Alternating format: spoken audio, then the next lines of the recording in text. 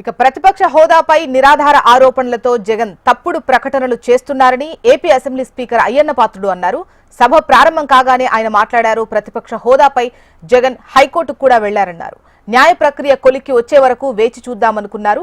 ఇటీవల జగన్ వైసీపీ సభ్యులు చేసిన వ్యాఖ్యలు ఆయన దృష్టికి వచ్చాయని తెలిపారు. ఎంతటి వారిపైనా అసత్యాలు ప్రచారం చేసే ధోరణితో జగన్ వ్యవహరిస్తున్నారన్నారు. తప్పుడు ప్రచారానికి తెరదించేందుకు రూలింగ్ ఇవ్వాలని నిర్ణయించా. వారు చేస్తున్న ఆరోపణలు గందరగోళానికి దారితీస్తున్నాయన్నారు.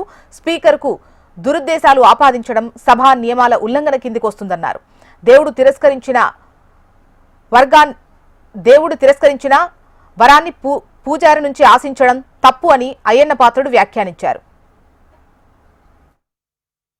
ఈ లేఖ రాసిన కొద్ది రోజుల తర్వాత జగన్మోహన్ రెడ్డి గారు ఆంధ్రప్రదేశ్ హైకోర్టుని ఆశ్రయించారు. హైకోర్టు కూడా వెళ్ళారు. విచిత్రం ఏమిటంటే తనకు ప్రతిపక్ష నాయకుడిగా ప్రకటించవలసిందిగా శాసనసభ కార్యదర్శిని స్పీకర్ కార్యదర్శిని ఆదేశించాలని ఆ రిట్ పిటిషన్లో విజ్ఞప్తి చేశారు.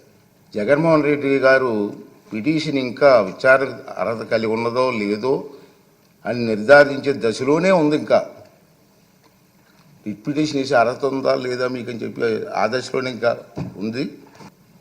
ఈ పిటిషన్లో వైఎస్ జగన్మోహన్ రెడ్డి గారు స్పీకర్ను శాసన వ్యవహారాల మంత్రిని ప్రతివాదులుగా చేర్చినప్పటికీ ఆ ఇద్దరిని మినహాయించాలని గౌరవ అడ్వకేట్ జనరల్ గారు చేసిన సూచనతో గౌరవ న్యాయస్థానం ఏకీభవించింది.